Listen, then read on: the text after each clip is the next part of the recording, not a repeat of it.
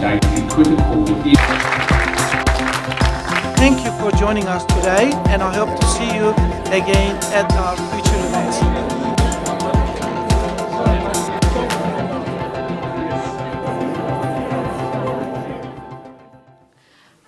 Good evening. I would like to begin by respectfully acknowledging the Gadigal people of the Eora Nation as the traditional owners and custodians of the land on which we stand.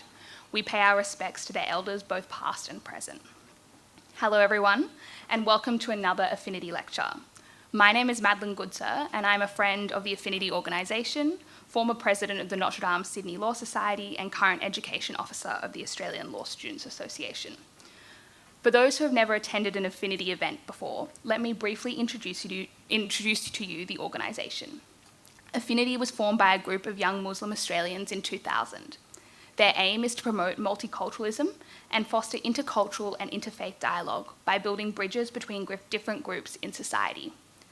To give you a brief idea of the wonderful work that Affinity does, they've put together a short recap video of their events in 2018, which we'd like to share with you now.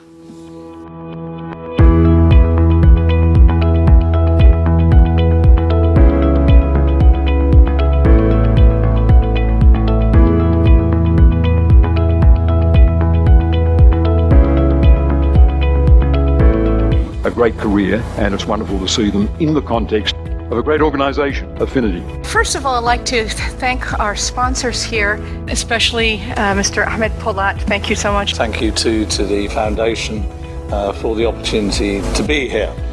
Faith is so profoundly important for our development and humanitarian work. We've got some expertise here that is, when it's brought together, is extremely valuable.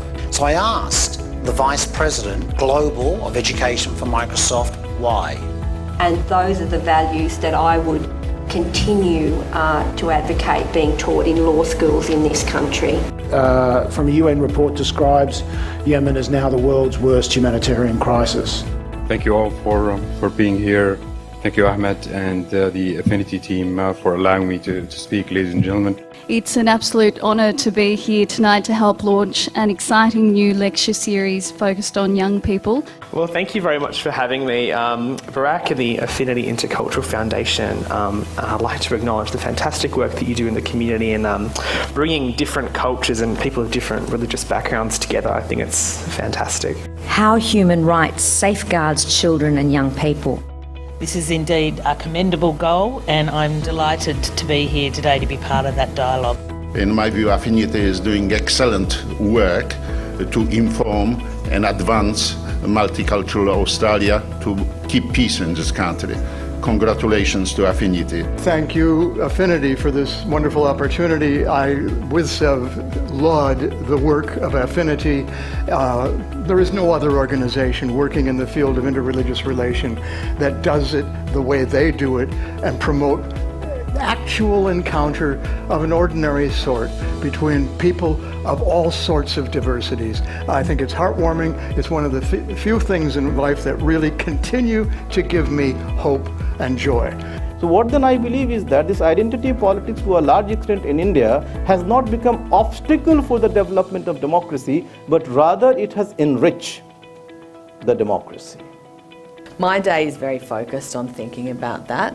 We have a news conference at 9 o'clock and then at 2:30, which is, the afternoon one is very much looking through to those evening digital sessions, but also of course the newspaper. Can I firstly to say thank you to Affinity for the invitation to come along today. It's a great pleasure to be here this morning, and obviously following some very esteemed company. So it's a great privilege for me to be here, also to acknowledge my parliamentary colleague Jenny Leong. It's fulfilling to an extent, but there's got to be something that's greater than that.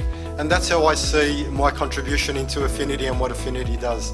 So Affinity stands for promoting multiculturalism, stands for promoting interfaith dialogue, stands for promoting good things in our community. Our speaker tonight asked me, as we were talking before, so are you involved with this organisation? And I said, yes, I am, because I believe in what they do. And I'm very proud of them. I'm proud to be on the board. I want to thank Ahmed and your team for inviting me to be along tonight.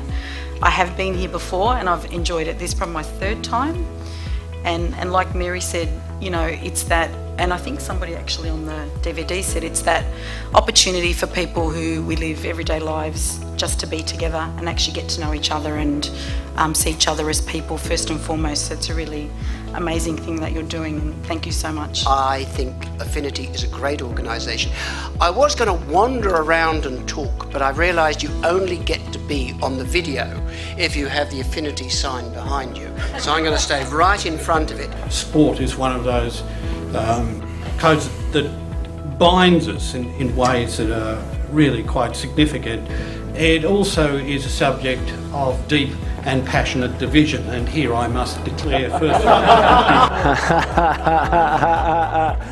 The academies are a program to support and empower Aboriginal and Torres Strait Islander students to take control of their future through in-school and after-school support, and we are so proud of our contribution to helping improve the educational outcomes for Aboriginal and Torres Strait Islander communities of Western Sydney.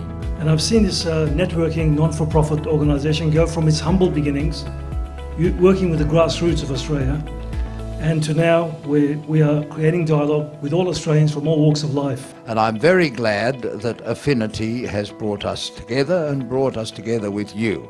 Thank you all very much for coming. I pay my respects to the Indigenous people of our continental country, and I pay my respects to all the people who are connected with Affinity. And I think if Ataturk were around today, he would thoroughly approve. People reaching out, seeking to understand each other, and in particular in countries of the book.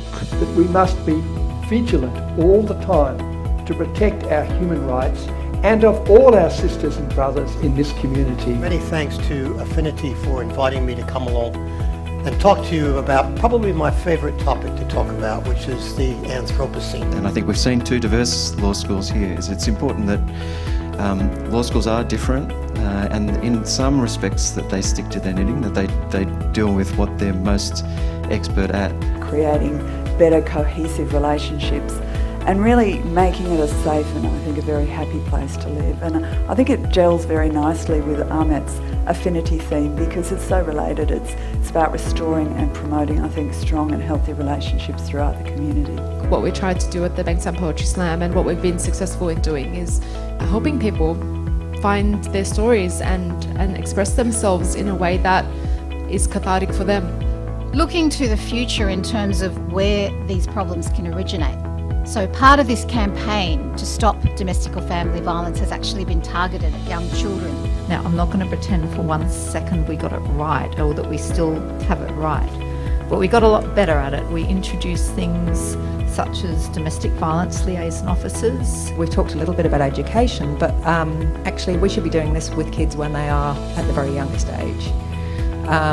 It's too late to start when they're teenagers. This is such an honour to be here tonight with the esteemed names that stood at the select term before me. It is very much a privilege, and thank you to Ahmet, Burak and Ernest for having me here tonight. I think that what White is suggesting is that protesting has become a meaningless fad, that it is seen to be too readily engaged in without bringing about meaningful change. Once again, thank you for attending today. I hope to see you next time. Thank you so much. Lovely day.